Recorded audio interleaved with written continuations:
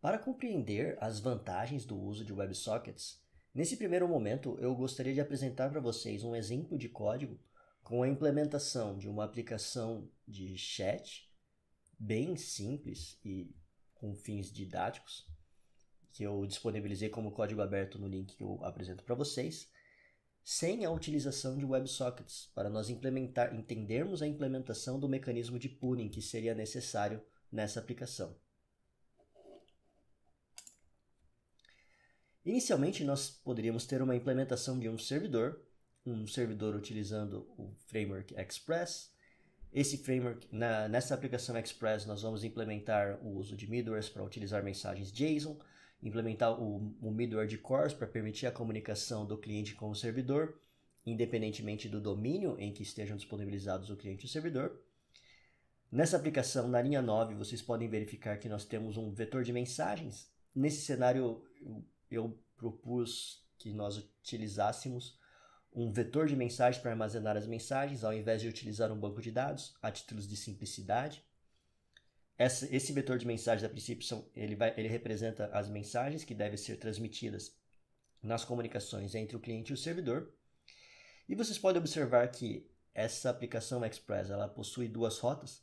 Uma rota de getMessage, que é a rota que tem como objetivo recuperar as mensagens enviadas.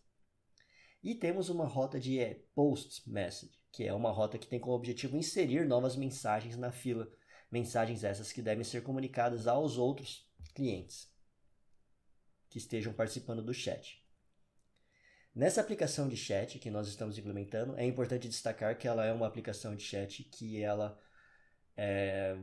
implementa um mecanismo de chat de broadcast, né? Todo mundo que se conectar nesse servidor, a princípio, ele vai receber todas as mensagens que foram enviadas por qualquer um dos usuários. O cliente, por sua vez, ele vai ser implementado com base em uma aplicação HTML simples, a títulos de exemplo. Nessa aplicação, nós vamos fazer uso da API Ajax para utilizar o protocolo HTTP para enviar mensagens para o servidor e também para recuperar mensagens, para apresentar todas as mensagens enviadas para todos os usuários que estejam acessando essa aplicação. Inicialmente, o uso dessa aplicação ele seria disparado pelo lado cliente. No lado cliente, vocês vão observar que nós recuperamos alguns elementos da estrutura DOM da página, que são os elementos relacionados aos botões de envio de mensagens e de captura de texto, que devem ser apresentados para o usuário e também que devem ser enviados para o servidor dentro de um input. A primeira ação implementada dentro do cliente, vocês podem observar que é a ação de clique no botão de enviar mensagem, que significaria um cenário em que o usuário ele preenche um texto dentro de um campo de texto na interface, ele aperta o botão e a partir daí o navegador web é responsável por enviar essa mensagem para o servidor. Observe que esse envio ele é feito por meio do uso da API FET, ou seja, ele realiza uma requisição HTTP para o servidor, sendo que, nesse exemplo, a requisição HTTP é uma requisição do tipo POST, enviando dados do tipo JSON, direcionados para o servidor. Os dados, eles representam basicamente um objeto JSON contendo a mensagem a ser recebida pelo servidor. Essa requisição HTTP ela seria recebida no servidor na rota de post de mensagens. A princípio, nessa rota vocês podem observar que ela simplesmente recupera a mensagem enviada como parâmetro na requisição do tipo POST e ela deveria fazer o armazenamento dessa mensagem no vetor de mensagens disponibilizado na linha 9.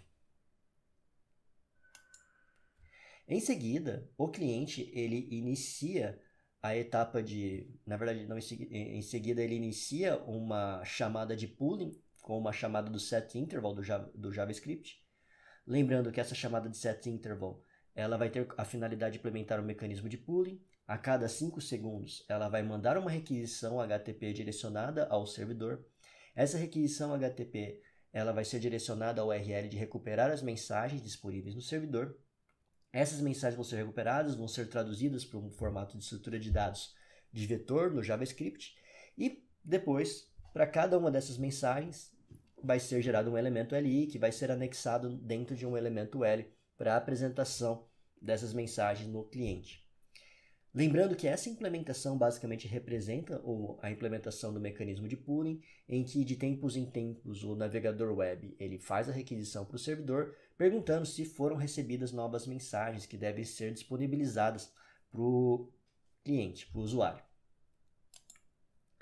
Essas requisições HTTP elas vão ser direcionadas para a rota de GET dentro da nossa aplicação Express. E essa rota GET, basicamente, ela vai retornar uma resposta em JSON com todas as mensagens contidas no vetor de mensagens da nossa aplicação. Então, toda vez que o usuário ele precisa recuperar as mensagens, essa é a forma que ele vai ter que implementar para receber essas mensagens. O ponto nessa implementação é que ela faz uso do protocolo HTTP e ela precisa implementar esse mecanismo de pooling, que fica de tempos em tempos perguntando para o servidor se foi recebida alguma mensagem. É importante observar que essa implementação é uma implementação relativamente simples, nós não estamos utilizando banco de dados, estamos utilizando um simples vetor, só a título de simplicidade, para focar nessa parte de implementação do mecanismo de pooling da estratégia de implementação de chat com base no protocolo HTTP.